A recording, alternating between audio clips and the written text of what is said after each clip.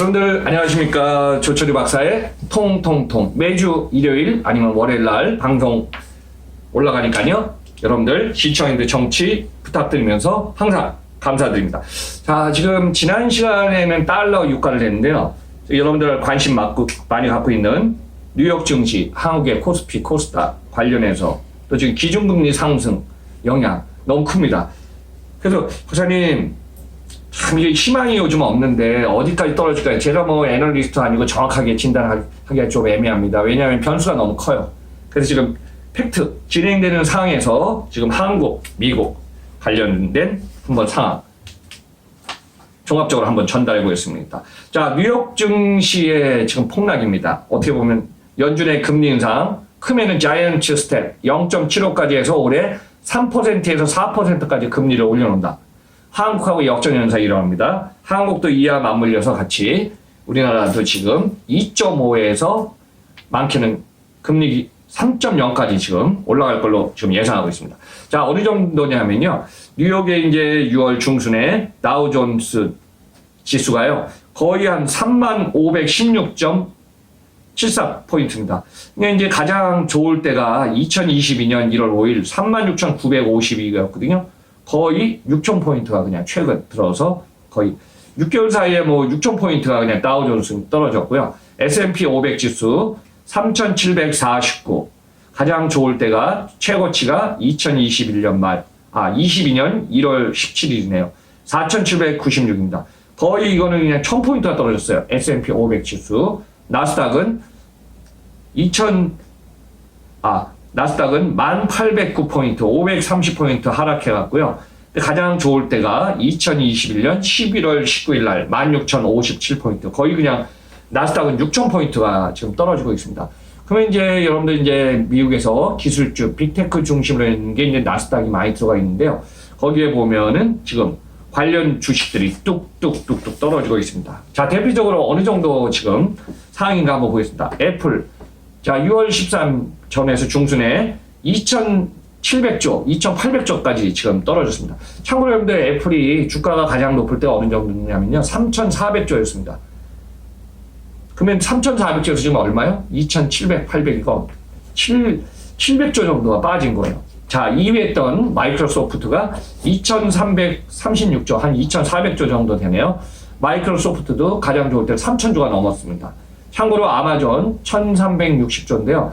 아마존도 최고치가 제가 기억으로 저도 이제 주식 분석을 오랜 동안 해와서 보면은 아마존이 2,100조까지 갔거든요. 근데 2,100조에서 거의 어떻게 해요? 30% 이상 계속 지금 떨어지고 있습니다. 그 아마존이 이 정도 떨어지니 뭐 미국의 뉴욕 증권의 상장했던 쿠팡 뭐 지금 9.35달러에 최저치 하다가 지금 13 올라갔다가 지금 12, 11, 10 막 이렇게 되고 있는 상황이거든요. 그러니까 이제 관련해서 쿠팡도 큰 폭으로 지금 상승, 모멘텀이 없는 상황에서 같이 올라갈 수가 없는 상황이죠. 테슬라도 마찬가지입니다. 테슬라의 주가가 1,000억 달러 이상 된다 해서 뭐 1,000슬라 이런 얘기가 있었거든요. 근데 테슬라 주식도 계속 떨어졌어요. 뭐 일론 머스크의 발언에다가 여러 가지 뭐 미국의 조 바이든 대통령이 얘기한 어떤 반감도 있어갖고요. 864종까지 떨어졌습니다. 자, 참고로 미국 상황이 이런데 한국은 어떻겠습니까? 한국의 코스피도 보니까 2,500선이 무너졌어요. 그 사이에서 한국의 제 기억으로도 이제 국내에서 주식 상장 1위는 삼성전자입니다. 뭐 매출이나 영업이익은 계속 올라가고 있거든요.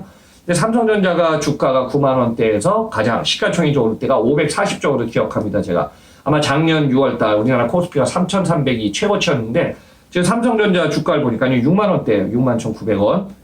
시가총액은 369조 원입니다. 그러니까 얼마나 떨어졌어요. 그래서 우리나라의 최고의 시가총액을 갖고 있는 삼성전자가 이 정도 떨어지니까 우리나라 계속 지금 떨어질 수밖에 없는 상황입니다. 자, 여기에 이제 금리 인상 포함해서 영향이, 생각해보세요, 여러분들. 정확히 2020년 2월달부터, 우리나라 이제 2월달부터 이제 전 세계 코로나가 온다 그래갖고 막 했다 4월이 그냥 완전히 붕괴된 무너지다가 치고 올라갔는데 이 상황이 지금 불과 2020년 그래요. 4월, 5월 기점까지 지금 딱 2년 되지 않았을까? 2년 동안의 전 세계 투자 포트폴리오가 어떤 제한적인 쪽 주식 아니면은 국내 부동산 아니면 지금 다 무너지고 있는 비트코인 선물 시장, 이 관련해 갖고 이제 주식 종목, 물론 금도 있겠어요. 금도 2,000달러 올라가다 지금 주춤하고 좀 떨어지고 있어요. 그러니까 모든 시장에서 집중돼서 투자했던 쪽이 많이 올라갔잖아요. 그 상황이 지금 제자리를 간다고 생각합니다. 이만큼, 저는 이제 경기라든가 증권 주식들이 사이클이에요. 이만큼 올라가면 기준점 제로에서 떨어지는 폭도 이만큼 골이 깊어진다는 얘기죠. 그 지금 그만큼 기업들이 공적 자금을 그 기업이 아니라 국가적으로 공적 자금을 놓고 기업들이 돈을 쏟아붓고 막 했잖아요. 기업들 입장에는 오히려 그냥 지금 자금을 푸는 게 아니라 갖고 있었고요. 근데 이 상황이 불과 2년 동안에 누적된 것들이 떨어지고 있습니다. 그리고 전 세계로 공급망이나 자원, 에너지, 곡물이 안정적으로 가야 되는데 어때요? 러시아, 우크라이나, 또 우크라이나 곡물, 인도의 곡물, 근데 인도네시아의 어떤 관련된 팜유, 모든 것이 그냥 안정적으로 생산량이 나와야 되는데 안 나오니까 이 물가 상승에 다 모든 것이 영향을 갖고 있습니다. 그래서 지금 미국에는 이제 그래서 여러분들의 이제 어떤 바로메타가 우리가 생활하는데 생활 의존도가 높은 어떤 상품, 물가, 외식 관련된 이 지수를 만드는 걸 갖다 매월 통계 데이터를 나오는데 그걸 이제 소비자 물가 지수로서 기준치를 갖고 있는데요. 미국의 소비자 물가 지수 2022년 5월 8.6% 충격적입니다. 그러니까 이런 모든 부분이 이제 금융시장에 쏟아져 나오다 보니까 호재가 없네, 악재네, 당분간은 투자하는 게 아니라 자금을 걷어들여야겠네, 이런 얘기가 지금 나오고 있습니다. 그래서 금융시장 영향이 너무 커졌고요. 자, 다시 한번 얘기하겠지만은 금리 인상이 자이언트 스텝 0.75가 만약에 몇 번 더 한다면은 미국은 4%까지 자연스럽게 갈 것 같아요. 그래서 이와 맞물려서 우리나라 코스피도 지금 2,492, 뭐 2,500이 무너진 상태인데 한번 보겠습니다. 코스피. 3개월 동안에 우리나라 4월, 5월, 6월 2,760선 이후 계속 하락했습니다. 그리고 6월 이후에 무너지더니 2,500선. 이게 아마 이제 2,500에서 2,400까지 더 떨어질 것 같고 조만간에 2,000까지 떨어진다 그러면 우리나라 이제 과거로 상황 보면 이제 너무 급락하는 상황이 될 것 같습니다. 그리고 2020년에 11월, 12월 수준이 2,500포인트니까 그 상황은 지금 현재 가고 있습니다. 자, 3년 동안 추이 보겠습니다. 코로나를 같이 시작한 상황에서 2,000선에서 2020년 4월, 5월 1,500선까지 일시적으로 하락하다 다시 급상승했거든요. 그러다가 상승폭이 2021년 6월에 3,302 고점을 찍고 지금 계속 떨어지고 있어요. 그래서 이 상황 어떻게 갈지 한번 주목해 봐야겠습니다. 제가 볼 때는 뭐 그냥 그렇게 호재 없는 상황으로선 계속 지금 하향 곡선 그릴 걸로 보고 있고요. 자, 또 하나 바로메터가 코스닥입니다. 코스닥도 지금 현재 823, 820대 이제 중반 포인트인데요. 이 상황도 지금 우리나라 이제 코스닥도 1000포인트가 넘어선 적이 있었습니다. 2021년 중반 동안 계속 1000 유지하다가 지금 900 무너지는 이 상황이기 때문에 이 부분 여러분 한번 참고해 보시기 바랍니다. 그러면 이제 기준금리하고 관련돼서 한번 얘기했습니다. 전 세계는 이제 물건을 만드는 생산국이 있고요. 물건을 많이 쓰는 소비하는 소비국이 있어요. 근데 생산은 뭐예요? 자원과 에너지가 많은 쪽은 또 산유국 생산. 그 다음에 우리가 뭐 자동차, 생산재, 우리가 먹는 먹거리, 소비재. 다 생산재, 소비재를 따라갖고 완성품을 만들어서 팔지만은 기본적인 거는 뭐냐? 기초예요. 그래서 우리가 이제 원유, 그 다음에 우리가 곡물, 이런 걸 갖다 만들면 또 우리나라는 수입을 해서 공장에서 만들어서 완성품을, 뭐 빵, 그 다음에 뭐 과자, 관련된 걸 다 만들어서 우리가 수출을 하든지 우리 소비 시장에다 뿌리거든요. 근데 이런 것들이 이제 스타트 지점부터 다 올라가니까 어때요? 이거는 이제 코스트 플러스라고 그래요. 원 재료가 올라가면 거기다가 다 생산 원가에다가 이게 가격이 더 올라가서 더 올리겠죠. 자, 대표적으로 이제 이런 얘기가 있습니다. 아니, 조금 올랐더니 뭐 그냥 소주값이 100원 올랐더니 어때요? 음점 와서 보니까 뭐 소주가 1,000원이 올라갔죠. 그다음 뭐 맥주도 1,000원 올라갔죠. 이 모든 부분들이 다 플러스 영향에서 올라가거든요. 그래서 근데 이제 한번 제가 이렇게 했습니다. 역으로. 그러면 이게 이제 1년 후에 만약 가격이 떨어지면 가격이 떨어지냐? 떨어집니까? 피디님? 아니, 안 떨어져요. 참, 이게 신기해요, 이게. 기름값은 조금씩 떨어질 거예요. 근데 음식점 지금 다 힘드니까 다 올려놨어. 안 올리면 뭐 재료값이니까. 근데 이게 떨어져야 또 안 돼. 그게 이제 아예 그냥 가격이 유지된다는 얘기죠. 그래서 이 부분이 국가 정책으로서 금융당국으로서는 기준금리를 올려서 이 부분을 좀 컨트롤하겠다 그러는데 이게 국제 간의 변수가 워낙 크다 보니까 경기를 잡아야 되는 거 하나하고 금융시장을 해야 되고 여기다 그 금리 이 맞물려서 또 이제 주식시장, 투자시장이 같이 움직이거든요. 이런 부분이 어떻게 할까? 그래서 아마 우리나라 중앙은행도 항상 뭐 미국의 연준의 상황을 전 세계가 지금 같이 움직이기 때문에 역시 파이낸싱 넘버 미국의 영향은 전 세계로 좀 큰 것 같습니다. 참고로 전 세계가 시장이 힘들 때는 미국의 달러 값이 올라갈까 안 올라갈까요? 올라가지 않을까요? 다행히 미국이 힘들 때 달러 값이 다 올라가요. 왜냐? 기축 통화이기 때문에.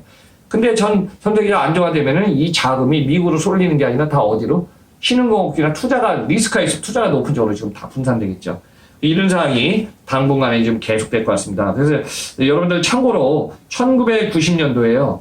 금리 인상 미국이 3에서 6%까지 올린 적이 있다고 합니다. 참고로. 또는 1997년 IMF 때도 상당히 힘들 때는 미국이 금리 인상을 올려갖고 전 세계 또 경기, 물가를 한번 컨트롤 잡았답니다. 자, 이에 맞물려서 이제 전 세계 생산 공장 1위, 중국 같은 경우도 금리 인상이라든가 중국의 위안 상승이라든가 위안 절하, 이게 상당히 영향이 있거든요. 그래서 이제 생산국인 중국 관계, 그다음에 전 세계를 컨트롤해야 되는 미국의 금융당국의 관계, 이 부분 한 번쯤 여러분들 같이 보셔야 될 것 같습니다. 자, 참고로 이제 올해 우리나라도 경제 성장률 2.7 하다가 3.0 하다가 2.7 하다가 지금 2.5까지 떨어질 것 같아요. 그 다음에 우리나라의 이제 소비자 물가 상승률도 아마 2022년 4월에 제가 4.7까지 지금 기억하고 있는데 지금 우리나라가 2022년 5월에 데이터가 나온 걸 보니까 5.4%까지 13년 9개월 만에 소비자 물가 상승률이 최고치를 나타냈습니다. 이 상태로 하면은 미국도 지금 8%대에서 8.6이라 40년 만에 최고치를 냈는데 올해 우리나라 소비자 물가 상승 전반적으로 연중 4.3이었는데 4.7로 지금 올리고 있어요. 그러면은 여러분들 참고로 우리나라는 비용 상승형 인플레이션 압박이 계속 커지고 있어서 당분간은 하반기에도 계속 모든 게 올라갈 걸로 좀 보고 있습니다. 그럼 여러분들 즐거움이 없는데 어떻게 할까요? 제가 이렇게 하겠습니다. 여러분들한테.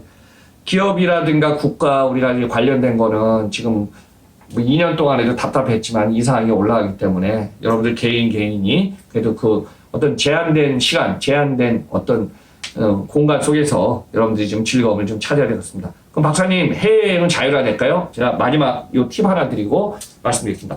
저도 이제 한일 간을 30년, 일본서도 30년 살고 2년 동안 일본을 못 갔는데요.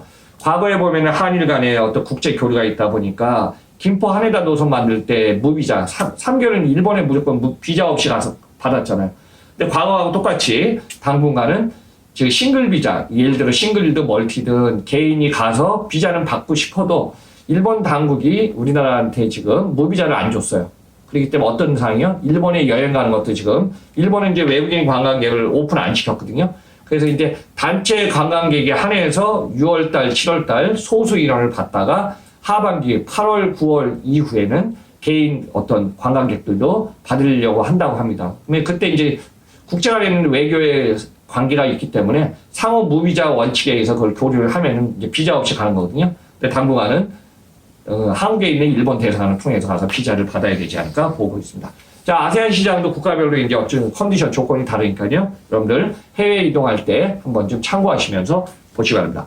조철 박사의 통통통 오늘 방송은 기준금리 상승세 증시 당분간 하강 곡선 그릴 거로 예상합니다. 그럼 여러분들 다음 시간에 건강한 모습 다시 뵙겠습니다.